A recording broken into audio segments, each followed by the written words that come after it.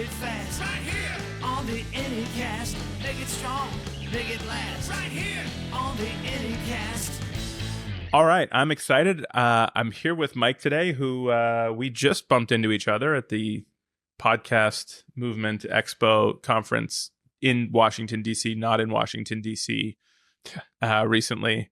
Mike, how's it going?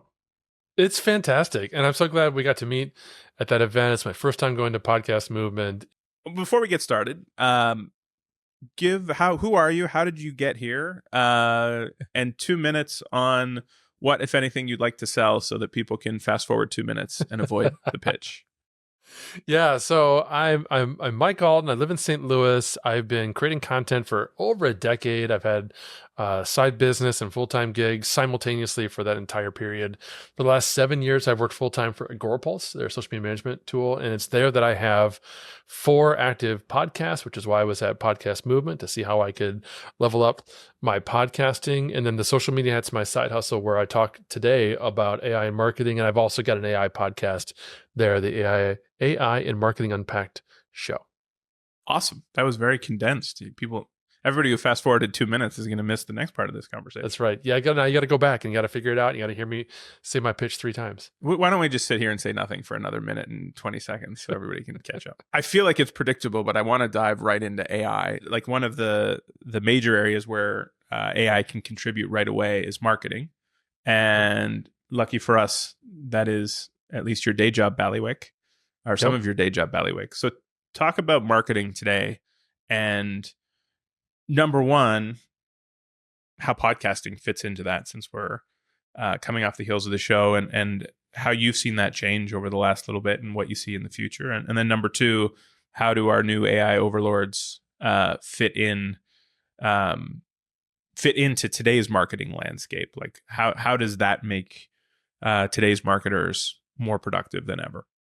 Well, it's a great segue, because a moment ago you were asking me about how do we keep humanity and all these different things, right? How do we keep our humanity when there's just so much prevalence of computers and technology empowering us, doing things for us, that sort of thing. And this, what we're doing right now, is a great example of how you keep the humanity involved, because great marketing starts and ends with relationship building, whether it's, one-on-one or one-to-many. And that's really challenging, if not impossible, to do when a human's not involved. Right. So podcasting is a great example of a medium of marketing where you're focusing on the human relationship and you're building that relationship, whether it's you and me building the relationship together, and to heck with anybody who happens to be listening to this show, or you're using the podcast as a medium to come across as authentic and authoritative and hopefully build a relationship with the listener, which is terrific, because you're in their ear, for 20, 40, 60 minutes a week. And so there are wonderful ways then that we can bring AI alongside of us to help us and make sure that as a marketer, as much of my time as possible is focused on the relationship building and all the other stuff that has to be done in order to carve out that hour or 2 hour or 4 hours a day for relationship building. I'm either speeding up that time or I'm totally farming it out to AI. So as an example, I think I mentioned I have 4 active podcasts at Agorapulse. Last quarter, I actually had 5, and we put one on pause. But I've got 4 active podcasts, which means every day I'm interviewing people. And I used to spend 2 hours preparing for every single interview. I would research the guest. I had them fill out a form so I know all about them and what they want to talk about. And I'd think about what they want to talk about and their expertise and what I've talked about in the past and my target audience. And I'd come up with a framework for the show. And I'd come up with questions for the guest, all of which I'd share with them in advance, because I'm mostly talking to prospects of Agorapulse or existing customers of Agorapulse. And typically these are not people who are doing podcast interviews. I am often the very first time anyone has ever interviewed them. They'll tell me that, which means they're often nervous, right? And so I like to give them as much as I can up front. So that's not to get into a debate about, whether you should or should not give questions in advance. But once I discovered how to use artificial intelligence, and how to build a custom GPT where it's basically a set of instructions that I've developed alongside of AI so that it knows, oh, all right, today we're building a podcast framework. That's the project we're working on today. And it knows to ask me certain questions like, who are you interviewing today? Oh, I'm interviewing Matt. Okay, cool. What's Matt's LinkedIn? I give it Matt's LinkedIn. Okay, great. Do you know what Matt would like to talk about? Indeed, I do. He told me on my form. Here it is. Okay, cool. Well, based on the LinkedIn, I did some Bing research on Matt, by the way. He's awesome. And on what Matt wants to talk about, here's 5 topics for your next show, for your interview with Matt. And I just pick one. And then it says, cool, here's 10 title ideas for that episode. And I pick one. Or I go back and forth. I could say, you know what, I don't like those. Let's go in a different direction, whatever. And then I pick one. And then it says, fantastic. Here's 10 questions you can ask Matt. Here's 3 takeaways you can expect from the episode. And here's a custom introduction and a bio that I have told the AI, this is how I want to introduce the episode.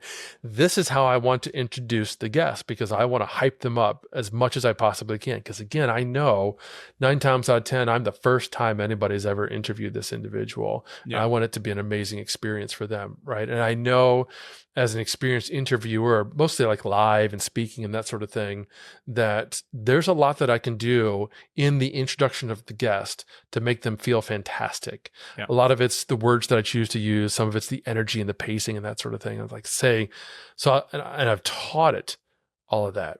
So it helps me build that out. And so now, instead of a 2-hour process, it's 20 minutes.